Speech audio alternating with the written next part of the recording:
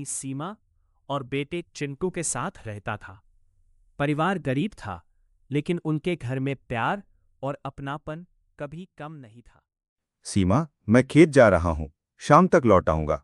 जी, अपना ध्यान रखना, धूप बहुत तेज है।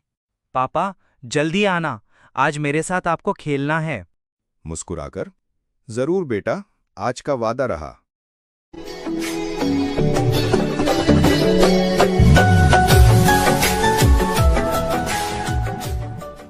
रमेश खेत में दिन भर मेहनत करता रहा। उसके मन में बस एक ही सपना था, अपने बेटे को पढ़ा लिखाकर बड़ा इंसान बनाना। मेरी मेहनत का फल तभी मिलेगा जब चिंटू पढ़ लिखकर सफल बनेगा। घर पर सीमा चिंटू को पढ़ा रही थी।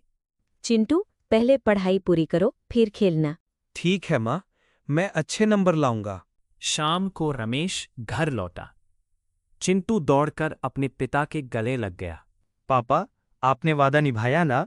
बेटा, चलो पहले थोड़ा खेलते हैं। खेलते खेलते रमेश ने बेटे को जिंदगी की एक बड़ी बात समझाई। बेटा, पैसा मेहनत से कमाया जाता है, कभी किसी का हक मत छीनना। मैं हमेशा आपकी बात मानूंगा पापा। अगली सुबह सूरज की पहली किरण के साथ रमेश फिर खेत जाने की तैयारी करने लगा। तभी उसने देखा कि चिंटू उदास होकर आंगन में बैठा है। क्या हुआ बेटा, आज इतने चुप क्यों हो? पापा, स्कूल की फीस भरने की आखिरी तारीख कल है। अगर फीस नहीं भरी तो मेरा नाम काट देंगे। मैं भी यही सोच रही थी, घर में पैसे बहुत कम बचे हैं। तुम दोनों चिंता मत करो, चाहे मुझे दिन रात मेहनत करनी पड़े, लेकिन मेरे बेटे की पढ़ाई कभी नहीं रुकेगी। धन्यवाद पापा, मैं खूब मन लगाकर पढ़ाई करूंगा और आपका नाम रोशन करूंगा। रमेश अपने परिवार को दिलासा देकर खेत की ओर निकल पड़ा।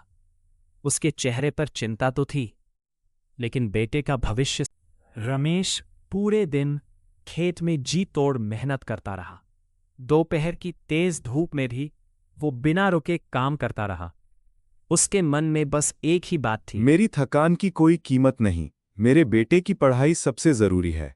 पड़ोसी किसान मोहन, रमेश इतनी धूप में भी काम कर रहे हो, थोड़ा आराम कर लो। आराम बाद में कर लूंगा मोहन भाई, पहले बेटे का भविष्य बनाना है।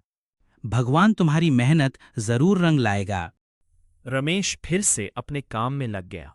उसे पूरा विश्वास था कि ईमानदारी और मेहनत एक दिन जरूर सफलता दिलाएगी। शाम ढलने लगी। रमेश थका हारा घर लौट रहा था। रास्ते में उसकी नज़र सड़क किनारे पड़े एक चमड़े के बटुए पर पड़ी। उसने बटुआ उठाकर देखा तो उसमें बहुत सारे पैसे और कुछ जरूरी कागज थे।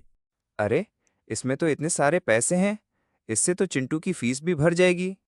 कुछ पल सोचकर, नहीं, ये मेरे नहीं है, किसी की मेहनत की कमाई है, इसे उसके असली मालिक तक पहुंचाना ही सही होगा।